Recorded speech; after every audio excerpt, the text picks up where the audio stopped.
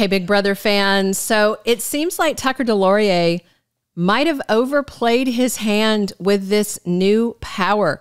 If people are paying attention, I think he totally outed himself as the AI instigator.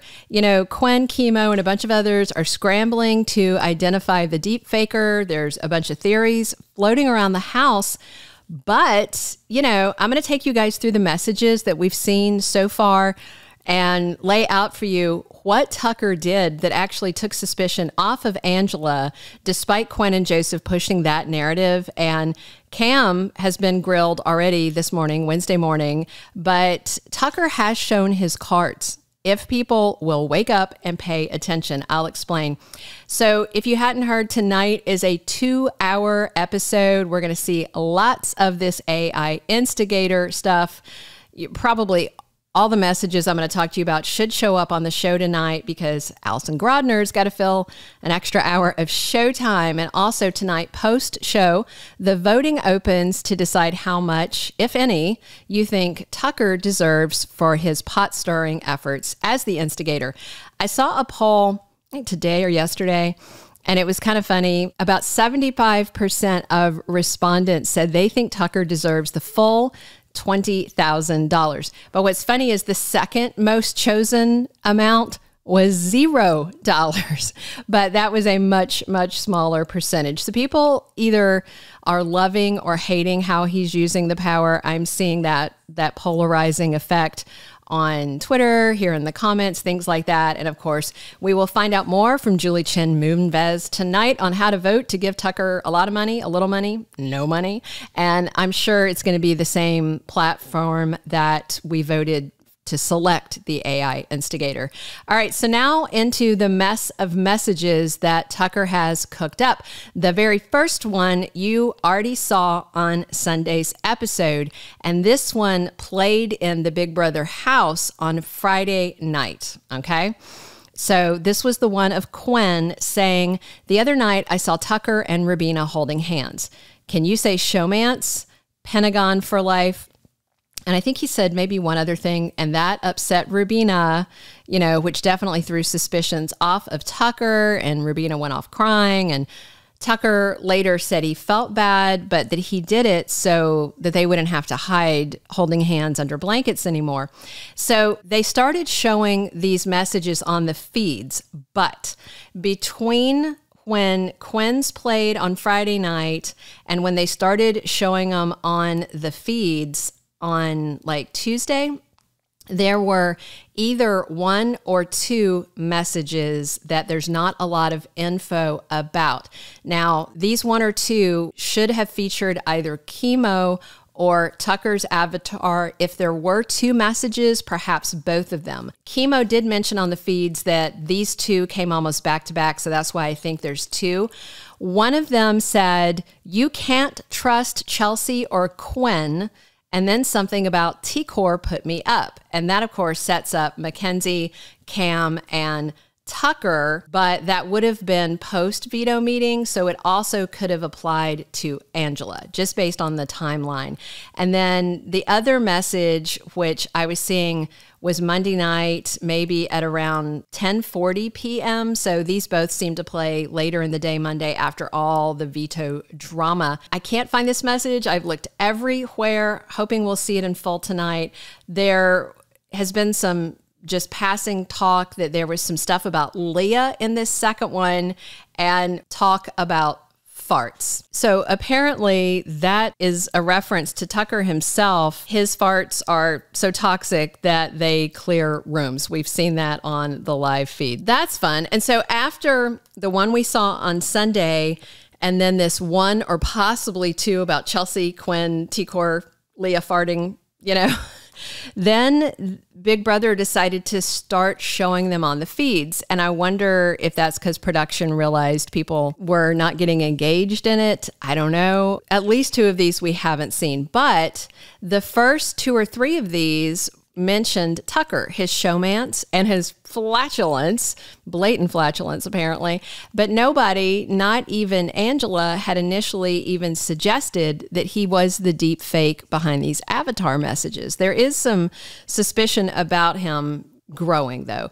And at some point, based on the house guest talk, Tucker realized that the other hamsters think these messages may be related to an upcoming comp. And they were wondering if they needed to be memorizing them. And so then he decided to do kind of a listicle thing to make it where he was leaning into the theory of it being related to a comp, but then his own saltiness kind of got the better of him. But here's ones we've seen on the live feed. So Tuesday afternoon, which was the 27th, Leah popped up and said, if you want dinner tonight, I'm going to need you to pick up a few things from the grocery store. Be sure to write this down. Russet potatoes, carrots, bucket of mayonnaise, a drawer's worth of nacho cheese chips, and 1.82 pounds of salmon.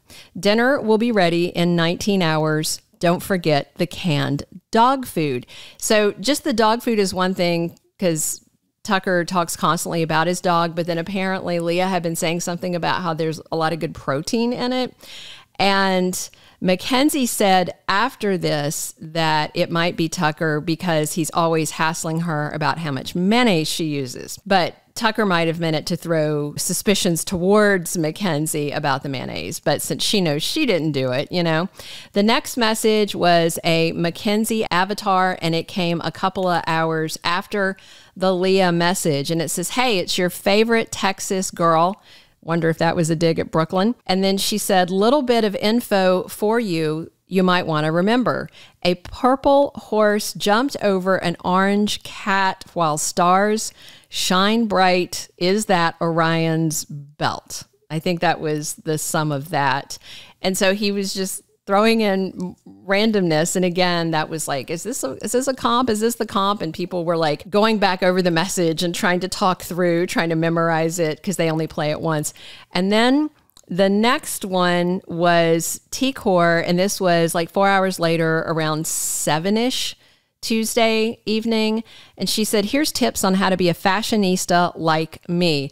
First, one seafoam green sandal paired with a lavender sandal, a sunflower colored flowy dress to impress with a cute crop top, some crocheted earrings, and of course, lip balm.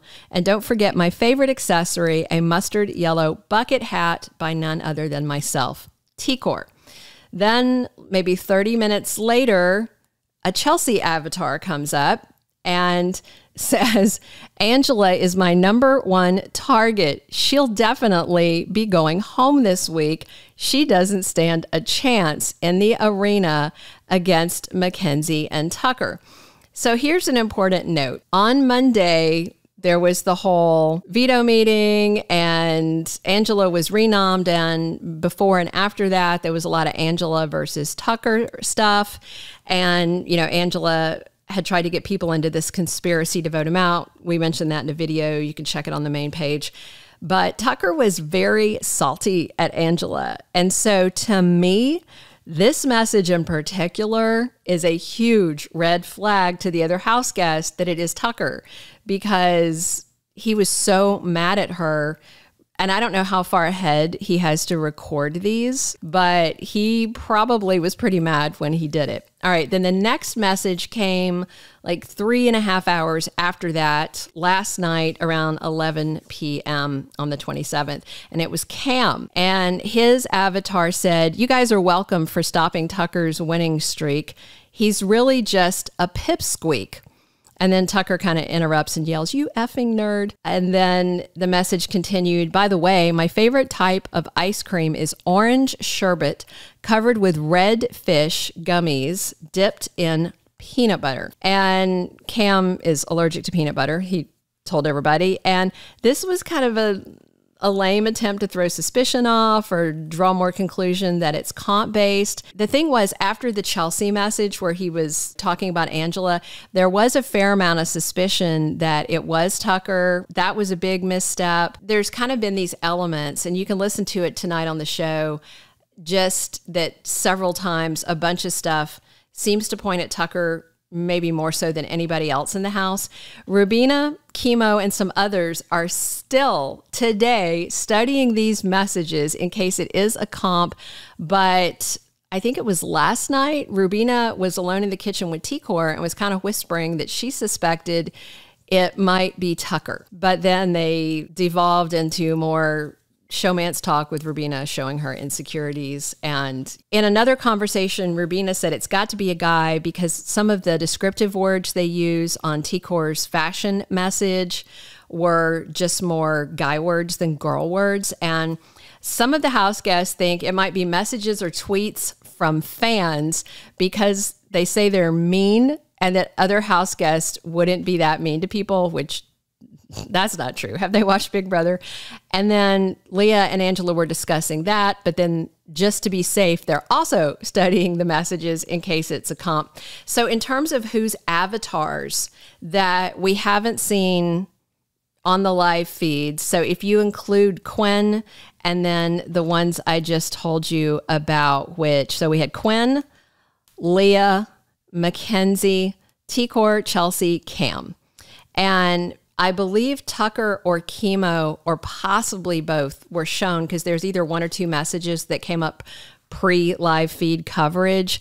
So I do wonder if Tucker is going to be required to use every avatar once. If so, I cannot wait to see his Rubina message. And by the way, the AI Instigator twist ends this week and voting opens tonight for fans to choose how much money Tucker gets, $0, $5,000, $10,000, or $20,000. Vote early, vote often, and come back soon for more Big Brother live feed insights and updates. Thank you for being a loyal listener. Follow us wherever you get your podcast because you don't want to miss the next episode. Soap Dirt is on all the major podcast platforms, including Apple Podcast, Spotify, iHeartRadio, and more.